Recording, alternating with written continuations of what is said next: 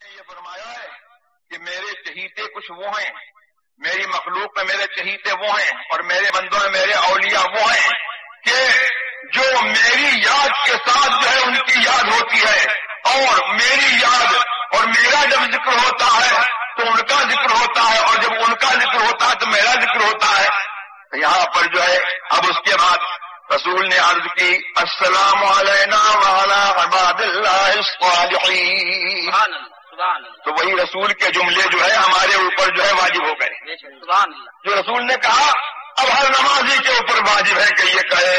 السلام علینا وعلی عباد اللہ الصالحین، ہمارے اوپر سلام ہو اور اللہ کے تمام نیک بندوں پر قیامت تک جتنے نیک بندے ہوئے ہو رہے ہیں ہوں گے سب پر سلام ہو۔ بولو تو اب جو ہے بولو اس نماز میں آئین نماز میں بتاؤ جو ہے نماز میں کیا ہم کو درس دیا کہ نماز نے یہ درس دیا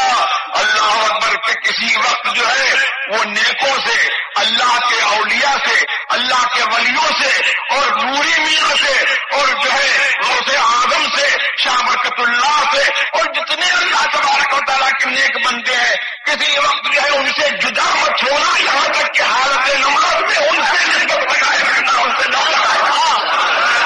جب ان سے نہ لگاؤ گے ان کو یاد کرو گے تو نماز مقبول ہوگی ورنہ نہیں ہوگی۔ یہ ہے نماز کی روح تو یہ ہے، وہ نہیں ہے کہ اپنی نماز پر پھول کر کے جو ہے ولیوں کی توہین کرے، نبیوں کی توہین کرے اور نبیوں کے سردار محمد الرسول اللہ کو جو ہے بھلا کر کے جو ہے نماز پڑھے، اور ان کو بھلا کر کے نماز پڑھے گا تو نماز بھی منہ پہ ماری جائے گی، کرنا پڑے گا تو کلمہ بھی منہ بتا۔ شیطان نے پڑھی تو نماز، ساری سنیت جو ہے اس نماز کے اندر جو ہے اس کا عطر موجود ہے۔ یہی تو ہے کہ اللہ کو مانو، اللہ کے رسول کو مانو، اور اللہ کا دین جن لوگوں نے تم کو پہنچایا ہے وہ نوری میاں ہو یا ان کے غلام سیدنا اعلیٰ حضرت ہو، کوئی ہو ان کو جو ہے مانو، ان کو یاد رکھو، ان سے جو ہے ٹچ میں رہو، ان سے اپنی نسبت قائم رکھو۔ تو یہی جو ہے یہی نماز کی تعلیم ہے، یہی پورے دین کی تعلیم ہے۔ اب دیکھو یہاں پر جو ہے یہ ہوا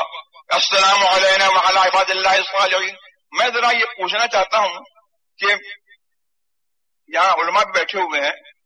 اور بہت ہی نازک مسئلہ ہے، بہت ہی بچ بچا کر کے میں اس کو عرض کرتا ہوں کہ حضور نے فرمایا کہ ہمارے اوپر سلام ہو اور اللہ کے نیک بندوں پر سلام ہو، تو عطف معطوف اور معطوف علیہ میں جو ہے مغایرت ہوتی ہے۔ معطوف اور معطوف علیہ مغایرت ہوتی ہے، تو علی عباد اللہ الصالحین یہ معطوف علیہ ہے اور علینا جو ہے معطوف ہے، تو بظاہر جو ہے یہ سمجھ میں آتا ہے کہ جو ہے